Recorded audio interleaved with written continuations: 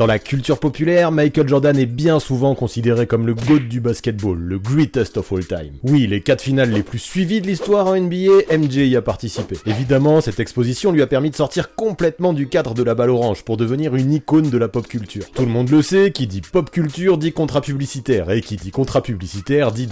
Si la plupart des milliardaires ont perdu des sous en 2019, ce n'est pas le cas de MJ, qui lui a réalisé plus de 445 millions de bénéfices selon Forbes. Avec une fortune estimée à 2,1 milliards de dollars, Jordan se situerait à la 1001e place des hommes les plus riches du monde. Alors la question brûle les lèvres, comment l'ex-joueur de basket a-t-il monté cet empire? Pour commencer, soyons clairs, sans son talent dans la balle orange et son charisme légendaire, jamais l'empire de MJ n'aurait atteint ses sommets. Donc bien évidemment, ses premiers dollars, il les a fait en rentrant un ballon dans un panier. Sauf qu'il faut en être conscient, à l'époque, les salaires n'étaient pas les mêmes qu'actuellement. Son premier contrat signé au Bulls était de 7 ans pour seulement 6,3 millions de dollars. Finalement, après son trophée de MVP en 1988, il renégocie ce contrat pour doubler son salaire et obtenir 2 millions de dollars par saison. En comparaison, juste pour vous faire une idée, Zion Williamson, lui, touchera 44 millions sur son contrat rookie. La différence est énorme. En fait, Michael a dû attendre sa 12e saison pour être le joueur le mieux payé de la NBA en remportant 63,2 millions en 2 ans. La proportion de ce qu'il a gagné sur ces 2 saisons est énorme quand l'on voit que durant sa carrière, l'arrière a touché 98 millions de billets verts en ajoutant les 4 millions remportés au baseball. Ouais, ça fait 2 tiers de ses revenus sportifs. En comparaison, LeBron James vient de signer un contrat de 153 millions de dollars sur 4 ans, ce qui, vous le voyez, n'a absolument rien de comparable. Du coup, rentrons vraiment dans le vif du sujet et parlons de ce qui lui a vraiment apporté de la thune à MJ.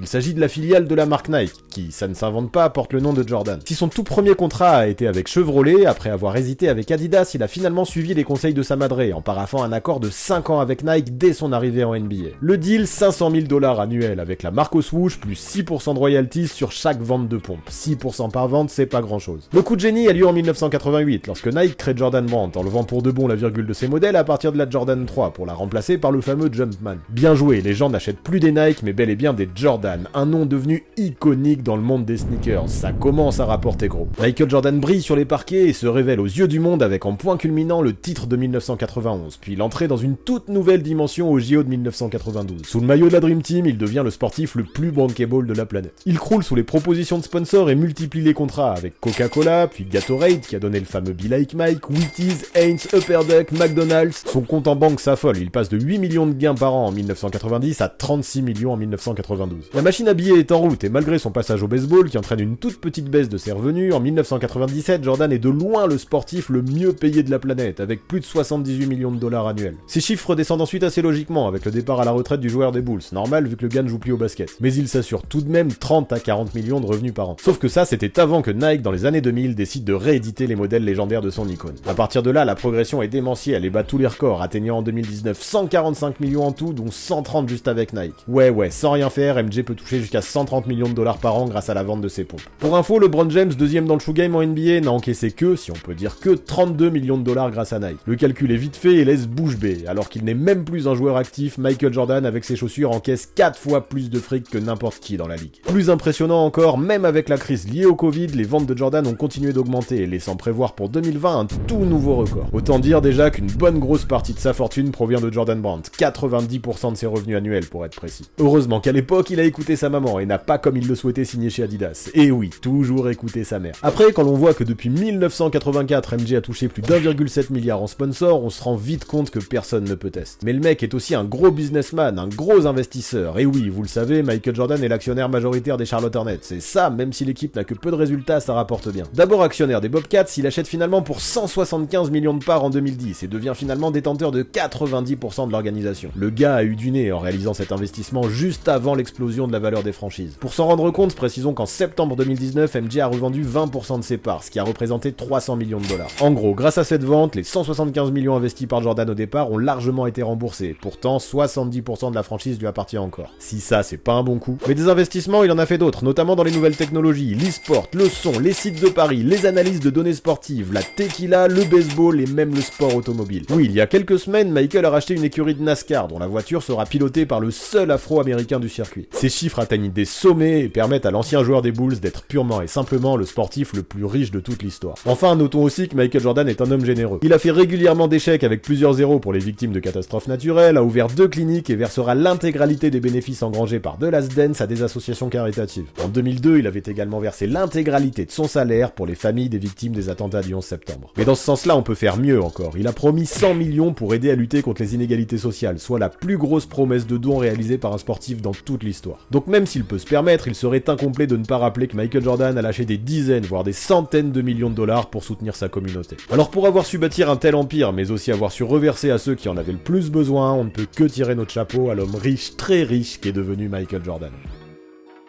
Avant de partir, pensez à vous abonner à la chaîne de Basket Info, mais aussi à celle du 6ème homme afin d'obtenir 2 visions complémentaires de la NBA. Les dernières vidéos mises en ligne apparaissent juste sous vos yeux.